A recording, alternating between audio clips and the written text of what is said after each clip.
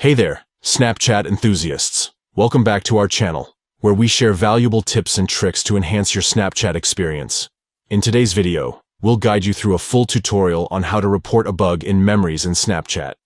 Reporting bugs helps improve the performance of Memories and ensures a seamless and reliable way to access your favorite snaps. Let's jump right into the steps.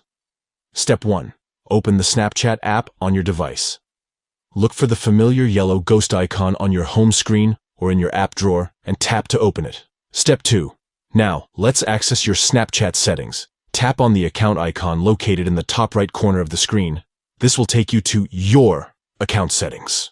Step 3. In your settings, you'll find the gear icon. Tap on it to access your Snapchat preferences. Step 4.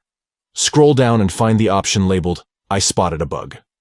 Tap on it to access the bug reporting feature. Step 5. Within the bug reporting menu, select Memories to report a bug related to the Memories feature in Snapchat.